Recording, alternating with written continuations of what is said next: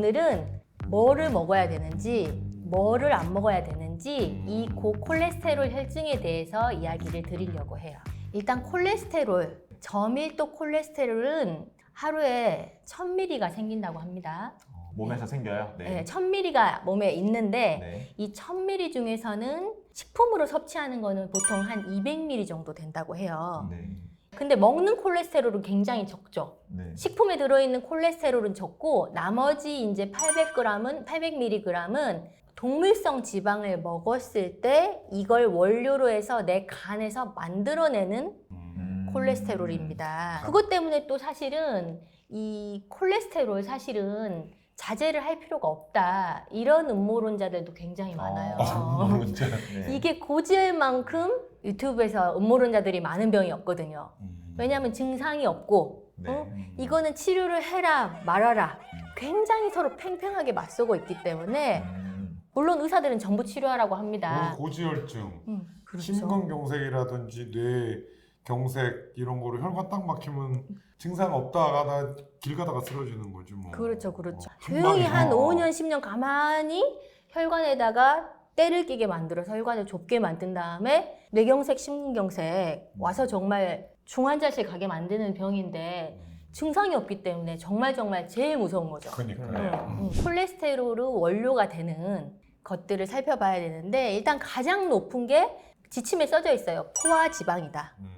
포화지방이 가장 주된 원료가 되고 가장 큰 거는 포화지방의 절대적인 양을 얼마나 먹었느냐. 그 다음은 포화지방의 비율이 어느 정도가 됐느냐. 그리고 그 다음은 총 지방을 얼마나 먹었느냐. 그 다음에 이제 칼로리를 어느 정도 많이 먹었느냐. 그러니까 뭐가 됐든 많이 먹어도 영향이 있긴 있다는 거예요. 네. 근데 그것이 포화지방의 총량하고 미치는 영향은 비교할 수가 없거든요. 포화지방이 무조건 많이 먹으면 안 되는 거고요. 네. 그리고 마지막으로 콜레스테롤 내가 얼마나 섭취했느냐 하는 건데 실제로 자연산에서 콜레스테롤이 들어있는 음식이 그닥 많지가 않기 때문에 먹어서 섭취하는 콜레스테롤은 그닥 많지 않습니다. 그래서 이제 처음부터 포화지방에 대해서 이야기를 해볼게요. 포화지방이 가장 많은 음식은 뭘까요? 밀가루, 나는 곱창. 곱창. 정말 곱창 잘못 먹으면 그 다음날 피검사해 보면 중성지방이 1000 넘게 나오고 그러거든요. 바다. 네, 버터에 엄청나게 많죠. 이건 기억하셔야 돼요. 포화지방은 하루에 15g 이하로 먹어야 된다. 15g. 네, 15g입니다. 그런데 이제 빵, 케이크, 과자에 얼마나 버터가 많이 들어있는지 그 지방이 많이 들어있는지를 보면요. 네. 일단은 크라상 하나에 9g이 들어있어요. 조그만 크라상 하나에. 15g 먹어야 되는데 거기서 9g 먹었네 이미. 하나 네, 먹었으면. 그렇죠. 네. 이 빵이라는 거를 먹을 때 빵 선택에 중요한 게 있는데 빵은 일단 맛을 내려면 둘 중에 하나예요. 달거나 고소하거나. 그죠? 그러면 단 거는 설탕이 많이 들었겠죠. 네, 네. 고소한 빵은 버터하고 소금이 많이 들었어요. 당뇨 환자들은 단빵을 안 먹어야겠죠. 근데 고지혈증 환자들은 고소한 빵을 안 먹어야겠죠. 중요하다. 근데 고지혈증 환자들이 그래서 먹으면 안 되는 게 바삭바삭한 빵. 버터가 많이 들면 바삭바삭해요. 뭐 크라상이나 페스츄리류 이런 거 네네. 이런 거는 정말 버터 함량이 막 40%까지도 넘어가기 때문에 바삭바삭한 건 드시지 마시고 정말 버터 함량이 적은 거는 식빵이나 카스테라 네. 그런 거 드시면 적어요. 근데 대부분이 당이랑 같이 가지고 계시단 말이죠.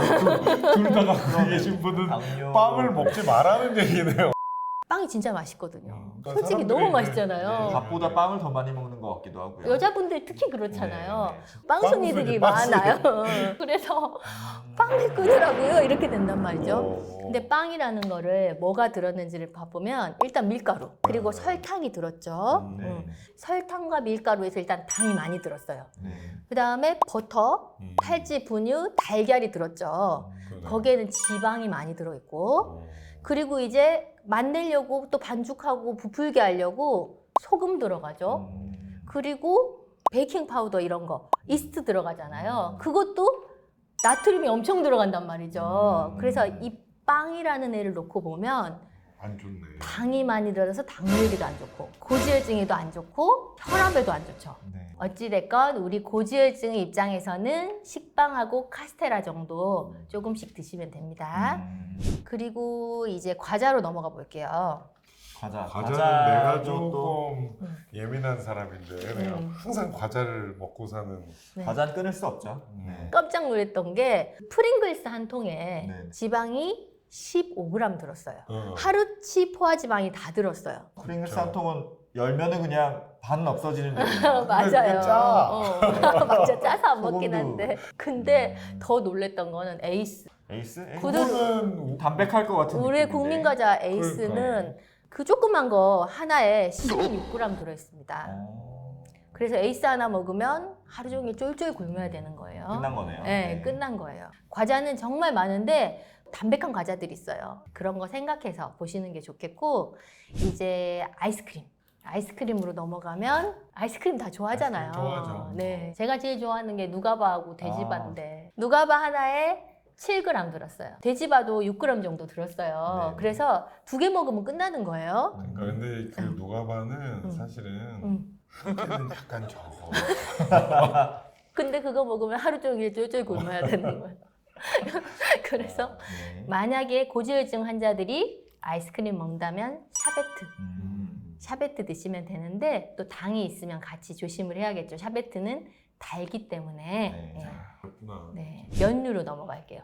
면류는 일단 라면은 다 비슷해요. 모든 브랜드가 비슷하게 7에서 9g 정도 들어있어요. 많이 들었네요. 네. 그리고 짜장면이나 짬뽕 같은 거는 한 10에서 12g 정도 들어있어요. 근데 진짜 대박은 따로 있어요. 뭐가 제일 많이 들어있는 면일까요? 면 중에서요? 네, 면 중에서. 뭘까? 딱 먹었을 때 느끼하고 고소하니 맛있네. 까르보나라. 그렇죠, 파스타. 까르보나라. 어. 현지 이탈리아 까르보나라 얘기하는 거 아닙니다. 아. 우리나라 까르보나라 얘기하는 거예요. 우리 크림 파스타가 포화지방이 25g 들어있어요. 와우, 들은 것 중에 제일 높네요. 오늘 들은 것 지금 중에. 들은 것 중에 네. 제일 높잖아요. 네. 그래서 와, 크림 소스 파스타는 좀 정말 자제하셔야 되는 거고요. 오히려 오일 파스타 있잖아요. 네. 네, 오일 파스타는 4에서 5g 정도 들었어요. 더 적네요. 그거 네. 많아 보이는데. 그러네요. 그래서 크림 파스타를 자제하시면 될 것 같고, 음. 그리고 우리 흔히 보는 뭐 건면이나 쌀국수 이런 네. 것들은 1, 2g, 아. 모밀이나 막국수 이런 거는 1g 이하니까 비교적 면은 좀 안심하고 드셔도 된다.